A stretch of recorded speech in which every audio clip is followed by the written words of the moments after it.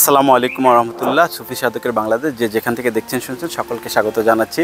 আজকে আমরা চলে এসেছি ফরিদপুরের সদর উপজেলার গেদ্দা এই গ্রামে, যেখানে হযরত শাহ আলী বগদাদী রহমতুল্লাহ আলাইহি যিনি এই বাংলায় এসেছিলেন 1451-তে এই ফরিদপুরে গেদ্দাতে। তার আগে তিনি দিল্লিতে এসেছিলেন 1412 সালে 900 হিজরিতে।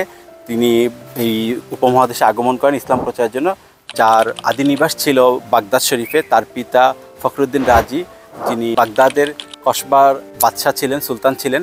তো তিনি তার দ্বিতীয় সাহেবজাদা। তিনি ইসলাম প্রচারের জন্য এই ভারতবর্ষে চলে আসেন। যে সময় ভারতের এই দিল্লির শাসন পরিচালনা করতেন আলাউদ্দিন আলম শাহ, তিনি হযরত শাহ আলী বগদাদী রহমতুল্লাহ সাহচর্য লাভ করেন। এমনকি তিনি তার কন্যাকে শাহ আলী বগদাদী রহমতুল্লাহের সাথে বিবাহ বন্ধনে আবদ্ধ করেন। এবং একটি সময় এসে তিনি লাখেরা সম্পত্তি হিসাবে শাহ আলী বগদাদী রহমতুল্লাহ আলাইকে 12,000 বিঘা সম্পত্তি দান করেছিলেন, যেটি হযরত শাহ আলী বগদাদী রহমতুল্লাহ আলাই পরবর্তী সময় ইসলামের কল্যাণে বিভিন্ন জনকে এগুলো দান করেন। তার পরবর্তী বংশধররা সেই সব সম্পত্তির অনেকগুলো জায়গাতেই বসবাস করেন। তো আমরা এই মুইয়াবাড়ি মসজিদ, যেটা দরগা মসজিদ, সেই দরগা মসজিদের সামনে চলে এসেছি। আমরা আপনাদেরকে অত্যন্ত গুরুত্বপূর্ণ একটি নিদর্শন দেখাতে নিয়ে যাব, যেটি আপনি চিন্তাও করতে পারবেন না এটা আমাদের জন্য কত বড় একটি নিয়ামত। আসুন আমরা গেদ্দা মসজিদটি আপনাদেরকে দেখাই, তারপর আমরা সেই নিদর্শন সম্পর্কে আপনাদেরকে বলবো। আসুন আমরা মসজিদের ভিতরে আপনাদেরকে নিয়ে যাই।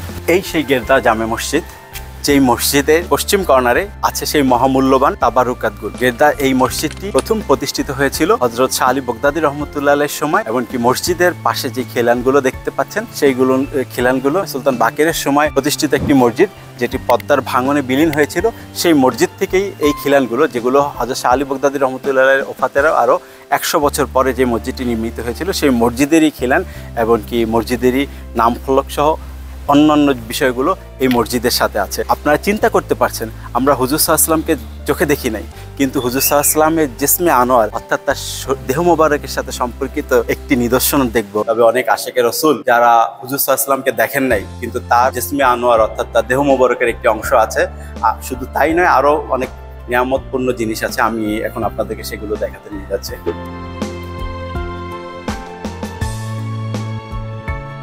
সালাতু আসসালামু আলাইকা ইয়া রাসূলুল্লাহ, সালাতু আসসালামু আলাইকা ইয়া হাবিবাল্লাহ, সালাতু আসসালামু আলাইকা ইয়া শাফিউল মুজনিবিন। হুজুর সাল্লাল্লাহু আলাইহি ওয়াসাল্লামের দেহ মোবারকের যে অংশটির কথা আপনাদেরকে বলেছি, এটি সেই দেহ মোবারকের সেই অংশ।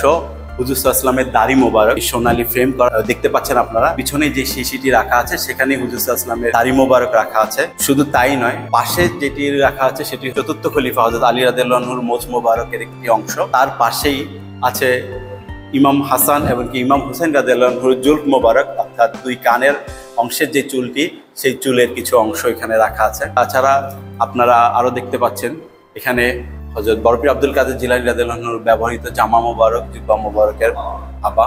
তার পাশে আছে বদরুদ্দিন মাদ্রাসা, যার নামে বাংলাদেশের মাদারীপুর জেলার নামকরণ করা হয়েছে, সেই বদরুদ্দিন মাদ্রাসা রহমতুল্লাহ আলাইহির ফতুয়া।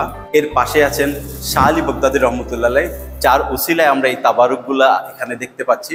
শাহ আলী বগদাদী রহমতুল্লাহ আলাইহির পাগড়ি মোবারকের এরই পাশে আছে শাহ আলী বগদাদী রহমতুল্লাহ আলাইহির জায়নামাজ। তার পাশে আছেন শাহ আলী বগদাদী রহমতুল্লাহ আলাইহির ব্যবহৃত তসবিহ, যেটি মাছের দাঁতের তৈরি ছিল। এর পাশে আছেন তার খাবারের যে পেয়ালা, যেটি চন্দন কাঠের তৈরি, সেই পেয়ালাটি এখানে দেখতে পাচ্ছেন, তার ভগ্ন অংশ যেটি সংরক্ষণ করা আছে এখানে। আপনাদের অবগতির জন্য বলছি যে এটি সবসময় খোলা থাকে না, এটিকে বিভিন্ন সময় বিভিন্ন উপলক্ষে মাঝে মাঝে খোলা হয় দর্শনার্থীদের দেখার জন্য। এই মসজিদটি যাদের দায়িত্বে আছেন এমনকি যারা এটা সংরক্ষণ করেন, আমাদের সামনে সেই সেলিম ভাই এখানে উপস্থিত আছেন। আমি তার কাছ থেকে জানতে চাইবো এটি কখন কখন দর্শনার্থীদের জন্য উন্মুক্ত করেন এমনকি তাদের দেখার সুযোগ করে দেন। আগে তো আমরা এটাকে বছরে 5টা দিন আমরা নির্ধারণ করা ছিল, সেটা হলো 2 ঈদের দিন এবং ঈদে মিলাদুন নবী, শবে মিরাজ এবং ফাতিহা ইয়াজদাহ, এই 5টা দিন। এরপরে আমরা দর্শনার্থীর সংখ্যা বাড়ার কারণে বা উৎসাহী হওয়ার কারণে বর্তমান প্রতি জুমার দিন জুমা নামাজ পড়ার পরে যারা আসেন দেখতে, তাদের আমরা দেখাই। হযরত শাহ আলী বগদাদী রহমতুল্লাহ আলাইহি কিভাবে এই অঞ্চলে ইসলাম প্রচারের জন্য আসলেন সেই ইতিহাস সম্পর্কে শুনবো। পাশাপাশি মসজিদের গায়ে যে শিলালিপি আছেন এবং আমরা মসজিদে প্রবেশের মুখে যেই পাথরখণ্ডগুলো দেখতে পাচ্ছি, গেটের যে অংশগুলো দেখতে পাচ্ছি, সেই ইতিহাসগুলো সম্পর্কে ওনার কাছ থেকে আমরা শুনবো। সম্মানিত দিনে ভাইরা, আসসালামু আলাইকুম ওয়া রাহমাতুল্লাহি ওয়া বারাকাতুহু।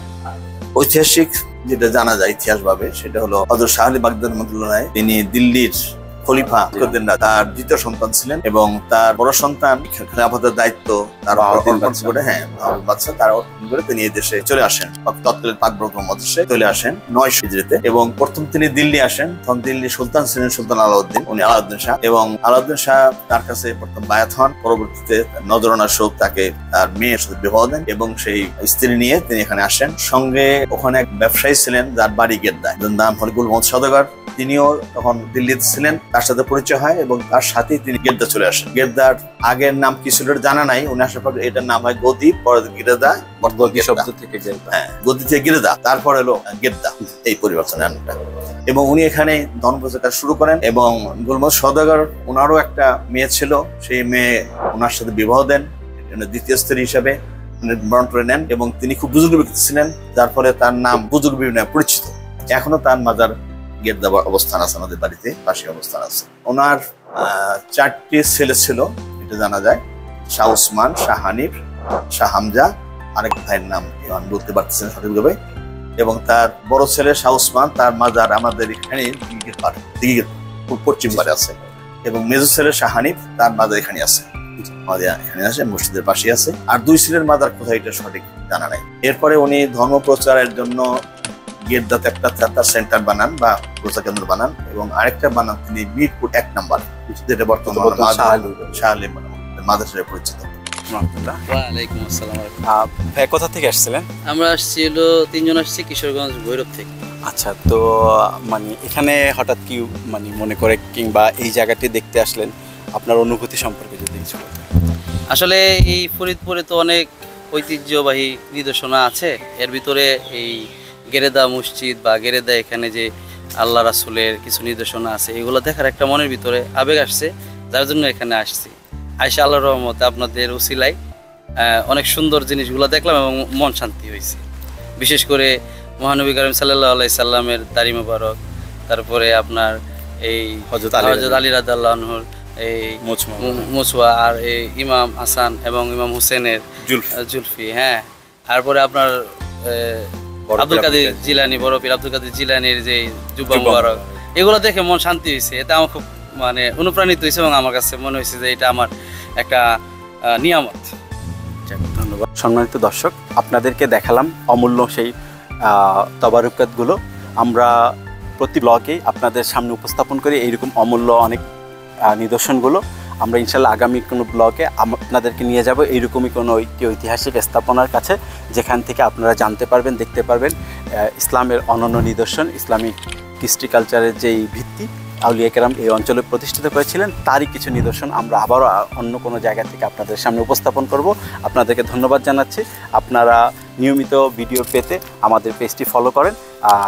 পাশাপাশি আপনাদেরকে উদাত্ত আহ্বান জানাবো যেন এই বিষয়গুলো সবার মাঝে ছড়িয়ে দেওয়া যায়, সেই জন্য আমাদের এই ভিডিওটিকে অন্যদের মাঝে শেয়ার করুন। আসসালামু আলাইকুম ওয়া রাহমাতুল্লাহি ওয়া বারাকাতুহু।